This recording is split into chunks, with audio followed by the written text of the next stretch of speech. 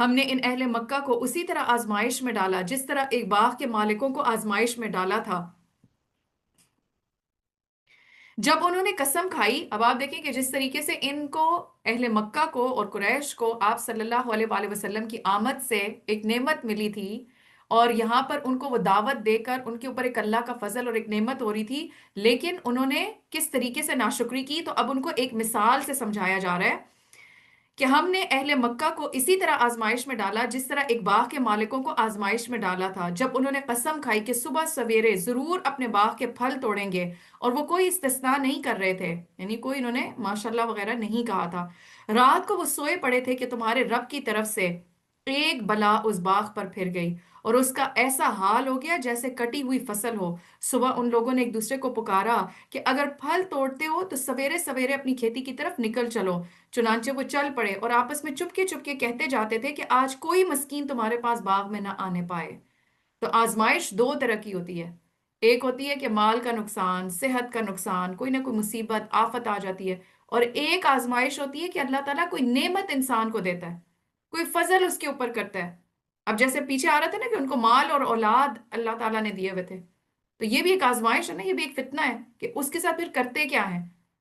تو یہاں پر بھی ان کو ایک باغ ان کے پاس تھا بطور نعمت، لیکن ان کا معاملہ کیا تھا، ان کی آزمائش ہوئی، اور دیکھا یہ جا رہا ہوتا ہے اس آزمائش میں کہ انسان اپنی خواہشات کو پورا کرتا ہے یا پھر اللہ کا اور بندوں کا حق اس میں ادا کرتا ہے۔ تو اب انہوں نے کیا کہا کہ کوئی مسکین تمہارے پاس نہ آنے پائے، وہ کچھ نہ دینے کا فیصلہ کیے ہوئے صبح سویرے جلدی جلدی اس طرح وہاں گئے جیسے کہ وہ پھل توڑنے پر قادر ہیں، مگر جب باغ کو دیکھا تو کہنے لگے کہ ہم تو راستہ ہی بھول گئے ہیں،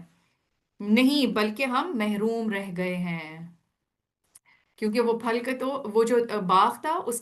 کا تو نقشہ ہی بدل گیا تھا۔ ان میں سے جو سب سے بہتر آدمی تھا اس نے کہا، میں نے تم سے کہا نہ تھا کہ تم تسبیح کیوں نہیں کرتے؟ وہ پکار اٹھے، پاک ہے ہمارا رب، واقعی ہم گناہگار تھے۔ پھر ان میں سے ہر ایک دوسرے کو ملامت کرنے لگا، آخر کو انہوں نے کہا، افسوس ہمارے حال پر، بے شک ہم سرکش ہو گئے تھے، بعید نہیں کہ ہمارا رب ہمیں بدلے میں اس سے بہتر باغ عطا فرمائے، ہم اپنے رب کی طرف رجوع کرتے ہیں، ایسا ہوتا ہے عذاب، اور آخرت کا عذاب اس سے بھی بڑا ہے، کاش یہ لوگ اس کو جانتے۔ آپ صلی اللہ علیہ وآلہ وسلم نے فرمایا، جب تم دیکھو کہ ایک آدمی کو اللہ اس کی نافرمانیوں کے باوجود رزق دیے جا رہا ہے، تو سمجھ جاؤ کہ اس کو اللہ کی طرف سے ڈھیل دی جا رہی ہے، اور یہ ڈھیل اس کے لیے آزمائش ہے، یعنی نعمتوں کی فراوانی نافرمانیوں کے باوجود، یہ فضل نہیں ہوتا، یہ ڈھیل ہوتی ہے اللہ کی طرف سے جس میں اس کے لیے بہت بڑی آزمائش اور فتنہ ہوتا ہے۔ اور اسی طریقے سے ایک اور حدیث سے ہمیں کیا بات پتہ چلتی ہے کہ نعمتوں کی بقا کے لیے اگر ہم چاہتے ہیں کہ جو اللہ نے ہمیں نعمتیں دی ہیں وہ ہمارے پاس باقی رہیں، تو اس کے لیے کیا کرنا ہوگا؟ آپ صلی اللہ علیہ وآلہ وسلم نے فرمایا، بے شک اللہ کے پاس لوگوں کے لیے نعمتیں ہیں، وہ انہیں اس کے پاس اس وقت تک باقی رکھتا ہے جب تک وہ مسلمانوں کی حاجات پوری کرنے میں لگے رہتے ہیں اور ان سے تنگ نہیں ہوتے، اور جب وہ ان سے تنگ ہوتے ہیں تو وہ انہیں دوسرے لوگوں کی طرف منتقل کر دیتا ہے۔ یعنی اللہ کی طرف سے کچھ نعمتیں کچھ لوگوں کو بطور خاص دی جاتی ہیں، جب تک ان نعمتوں کے ساتھ وہ دوسرے بندوں کی ہیلپ کر رہا ہوتا ہے تو اللہ تعالیٰ اس کے پاس بھی اس نعمت کو قائم رکھتے ہیں، لیکن اگر وہ تنگ ہونے لگتا ہے تو اللہ تعالیٰ پھر ریپلیس کر دیتے ہیں، وہ نعمت اٹھا کے کسی اور کی طرف منتقل کر دیتے ہیں۔ تو یہاں سے یہ بہت خوبصورت واقعہ اور اس میں بہت کچھ سیکھنے کو ملتا ہے کہ بری نیت کی سزا دنیا میں بھی ملتی ہے۔ جب ہم یہ چاہتے ہیں کہ ہم اپنی نعمتوں میں سیلفش بنے رہیں اور ہر چیز ہمیں ہی مل جائے اور کسی کا حق اس میں سے نہ نکلے، اور پھر اس کے لیے اپنے طریقے سے پھر ہم پلاننگز کرتے ہیں، چالیں چلتے ہیں، تو کیا ہوتا ہے پھر؟ اوپر اللہ تو ہے نا، جب تقوی نہیں ہے تو پھر اللہ سبحانہ وتعالیٰ انسان کو دنیا میں بھی دکھاتا ہے، اور پھر اس کے بعد کہ نقصان پر جو انہوں نے نقصان دیکھا اس پر اپنی غلطی کا اعتراف کیا، اللہ پہ الزام نہیں ڈالا۔ یعنی اس واقعے میں یہ بھی بات سمجھ آتی ہے، آپ دیکھیں کہ اس میں آتا ہے کہ ان میں سے جو بہتر آدمی تھا اس نے کہا، میں نے تم سے نہ کہا تھا کہ تم تسبیح کیوں نہیں کرتے؟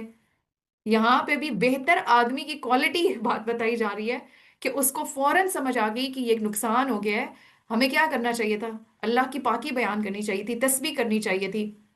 اور پھر اس کو سنتے ہی انہوں نے مان لیا، تسلیم کر لیا، اللہ کی پاکی بیان کی۔ قالوا سبحان ربنا انا کننا ظالمین، کہ پاک ہے ہمارا رب، واقعی ہم ہی گنہگار تھے۔ تو یہاں سے بھی یہ بات پتہ چلتی ہے کہ اپنی غلطی کا اعتراف کیا، اللہ پر الزام نہیں ڈالا، اور پھر آخر میں آپ دیکھیں کہ اللہ سے ہی پھر امید بھی ہے، کہ وہ کیا کہتے ہیں، بعید نہیں کہ ہمارا رب ہمیں بدلے میں اس سے بہتر باغ عطا فرمائے، ہم اپنے رب کی طرف رجوع کرتے ہیں۔ یعنی یہ وہ چیز ہے کہ انسان کے لیے ایک آزمائش آئی، لیکن اس کو اس آزمائش کے بعد غلطی کا احساس ہو گیا اور اس نے اللہ کی طرف رجوع کر دیا، تو یہ ایک طرح سے یہ آزمائش بھی اللہ کی رحمت اس کے لیے بن گئی، کیونکہ اس کو غلطی کا احساس ہو گیا۔ بعض جب ہم غلطیاں کرتے ہیں، پکڑ نہیں آتی، ہمیں پتہ ہی نہیں چلتا ہم غلط کر رہے ہیں، تو اب اس کا انجام پھر ہم آخرت میں دیکھیں گے۔ لیکن اگر غلطیوں پر دنیا میں ہی اللہ تعالیٰ آزمائش دے دیتا ہے اور انسان کو غلطی کا احساس ہو جاتا ہے، وہ اللہ سے استغفار کرتا ہے، تو عمل کی اصلاح ہو جاتی ہے اور انسان آخرت کے برے انجام سے بچ جاتا ہے۔ آپ صلی اللہ علیہ وآلہ وسلم نے فرمایا، تم مت روکنا ورنہ تم سے روک دیا جائے گا۔ تو اچھا اخلاق کیا ہے؟ کہ کھلے دل کے ساتھ، وسعت کے ساتھ لوگوں کے ساتھ اپنی نعمتوں کو، اپنی خیر کو شیئر کرتے رہیں۔ یقیناً خدا ترس لوگوں کے لیے ان کے رب کے ہاں نعمت بھری جنتیں ہیں، کیا ہم فرمانبرداروں کا حال مجرموں کا سا کر دیں؟